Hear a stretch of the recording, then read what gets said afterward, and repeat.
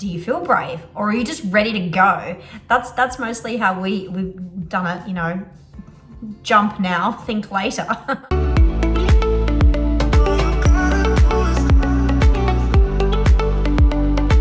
Hello, I'm Sarah from travelLiveLearn.com and Travel Live Learn on YouTube. I'm one half of the content team here. Cooper is usually behind the camera. He's let me loose on the selfie camera today though. I, snuck on here while he's out. Now, we talk a lot on this channel about how to travel for longer and how to find your place in the world living and working from anywhere. Now, at the moment, we choose to base ourselves in the UK, and a lot of our work is done via remote working capacity, freelancing, and we like to think that we're sort of digital nomads at heart. We have attracted another community of like-minded souls who are travel curious, digital nomads, remote workers, and house and pet sitters. Many of them are on our Facebook group. We'll pop the link here if you would like to join us. At the moment, at time of recording, there's over 16,000 people in that group, and we love to talk about, well, the exact thing this channel's about: how to travel longer, to find your place in different places around the world. Now, the other day, someone said to Cooper and I, and this is not the first time we've heard this, "Wow, you guys are so brave for moving overseas and starting a life abroad." And we've always found this an interesting concept, bravery for moving overseas. To us, we feel really grateful and lucky for the opportunity, but we get where people are coming from when it's said to us, "You're so brave." Now, in one of our recent vlogs, we were talking to a question that's come our way recently about how do I know if I'm ready to live abroad? How do I know if I'm ready to move away and find a new job and find a new home and circle of friends? And bravery, I guess, does come into that decision for a lot of people. Maybe bravery is part of it. We don't really think about it. We just take the leap and go through the uncomfortable, change that does come with a huge move like moving away. Mostly things are awesome, but you do face obstacles in terms of setting up shop somewhere else and setting up your life somewhere else. So bravery, I suppose, is the ways that some people look at it. But we wanted to sort of cover this because it's been brought up on our YouTube channel as well and in our Facebook group. Are you sort of brave enough to move away? How do you feel about that? Are you about to make a decision like this? Do you feel brave, or are you just ready to go?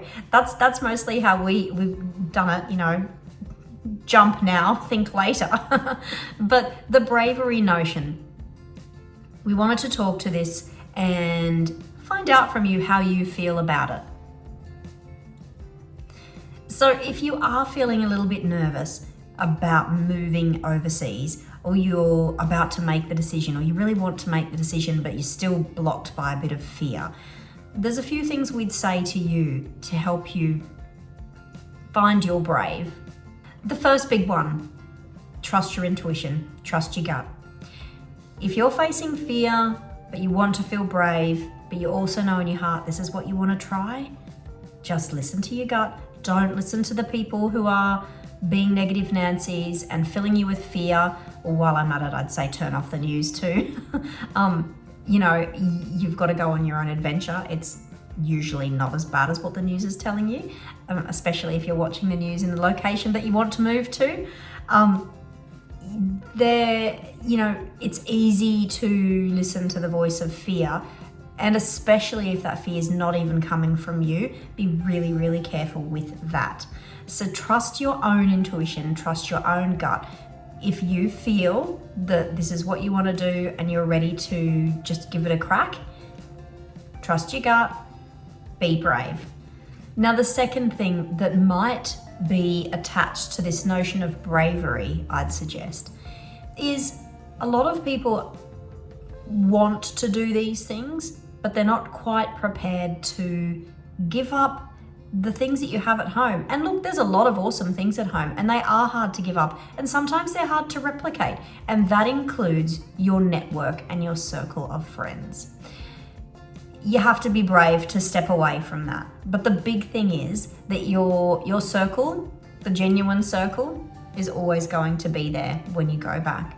And the cool thing is, if you are brave enough to step out of your comfort zone and try what's in your heart and get out overseas and find a new circle, do some traveling, get new jobs, your circle expands and you do find lifelong friends. And in fact, as we grow through life, we become different people in different stages. So you find people who sort of get where you're at now, and that helps you to grow too.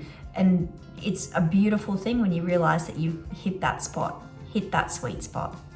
So be brave and take on those opportunities, and then you'll find you'll have the same people as we've had going, wow, you're so brave. And you'll be like, actually, I'm just really lucky that I've made this happen for myself, and I'm super grateful.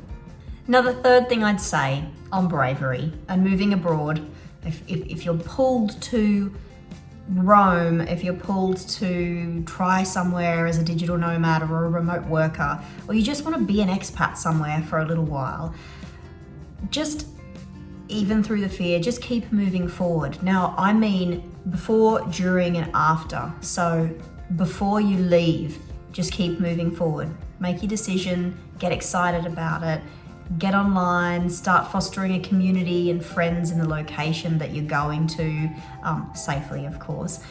Keep moving forward one step in front of the other, because you're going to go through different feelings, different emotions. Sometimes you'll be excited, sometimes you'll be terrified, sometimes you'll be upset. But just keep moving forward, one right step in front of the other. And then when you move to the location, again, keep going. Keep expanding your network. Talk to people when you go out to a pub or to a restaurant. Find a co-working space or get involved with Facebook groups. A great example is we've lived and worked in London a few times, and there is a huge Aussies in London Facebook group, and it is thriving with people who help each other find friends to go to events with, people who help each other settle in. There's Aussies all over London, but there's these sorts of groups everywhere. Obviously, again, I caveat that by saying be responsible and safe in your behavior and where you're meeting people and things. But for the most part, the thing I like about seeing a Facebook group like that is I notice that even people who've moved away from London still jump in and help other newbies to London with advice. So just face any fears and obstacles and take one right step after the other. Continue to have FaceTime with people. Expand your network as quickly as possible. Don't retreat into a fear bubble. Just keep going. An easy way to do it sometimes is to, especially if you're moving to a city where there's tourist options, it might sound a bit silly, but jump on a tour. Book a day tour and make some friends who are traveling around. There's so many great things you can do. You can join local gyms or yoga classes, meditation, sporting groups.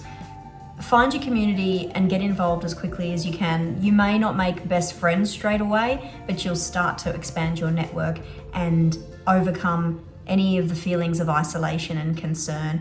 And before you know it, you will have found your tribe and you will be living your best life, something that you'll be living an experience that you couldn't have even imagined. It's better than you thought. And then people say to you, you're so brave for doing this.